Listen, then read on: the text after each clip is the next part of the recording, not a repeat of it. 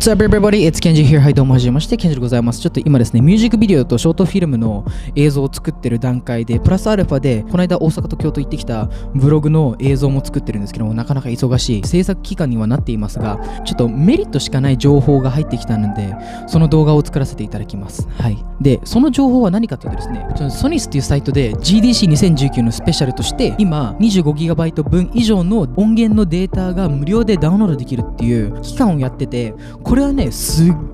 ごいいいんですよ。僕ちょっと音源使ってみたんですけども、思った以上にめちゃくちゃいい音入ってます。今後映像制作する上で、その BGM よりもた後ろの方のサウンドエフェクトの部分って必要不可欠になる部分なんで、こういうサウンドエフェクトが無料でダウンロードできるっていうのはめちゃくちゃでかいことなんですよ。ぜひこれも皆さんにダウンロードしてほしいっていう気持ちもあるんですけども、映像を始めた方にはサウンドエフェクトなんて自分にとってまだ早いし、もしくはどういう風に扱えばいいのかわからないっていう方も多いかなと思うんですけども、これは絶対にダウンロードした方がいいです。で、なぜかっていうとですね、これダウンロードできる期間はあるかなと思うんですけども、先にダウンロードすることによって今まで作ってきた映像の中でワンランク上の映像制作したいなと思った時に、こういうサウンドエフェクトを使うことによって1段階2段階上のレベルの映像制作ができるようになるんで、ぜひ皆さんもこういう風にダウンロードできる期間がある時に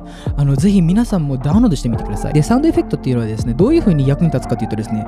前回ちょっと作った動画があるんですけども、ちょっと先にそれをお見せします。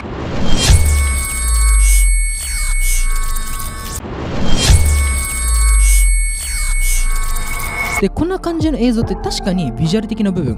カラーグレーディングとか、あと雷のエフェクトって、確かにそういうビジュアル的な面で力入れることも大事なんですけども、後ろの方に流れてるサウンドエフェクトってめちゃくちゃ大事なんですよ。なぜ大事かっていうとですね、この雰囲気作り、この映像にマッチした音を選んで、こういう風にその一つの作品として出すとより良い作品にはなるんで、そのただ単に BGM だけ流してる映像とサウンドエフェクトを流してると、こういう風に比較してみると、圧倒的にサウンドエフェクトを流してる音だけの方がめちゃくちゃいい作品に見えます。なのでこういう風に無料でサウンドエフェクトがダウンロードできる期間がある時にぜひダウンロードしてみてください。なのでその後いろいろとサウンドエフェクトについて勉強すればいいっていう話にはなりますので、ぜひこの期間を逃さないようにチェックしてみてください。ダウンロードリンクは下の方に貼っておきます。で、ちなみにこの 25GB 分のこのフリーダウンロードの音源はですね、著作権的には再販売することだけが禁止になっていて、それ以外のコマーシャル撮影とか個人制作の作品にはバリバリと使って良いって感じにはなっておりますので、ぜひ皆さんも使ってみてください。ということで今回の動画は以上になります。I'll see you in the next video and Kenji is signing out. Peace.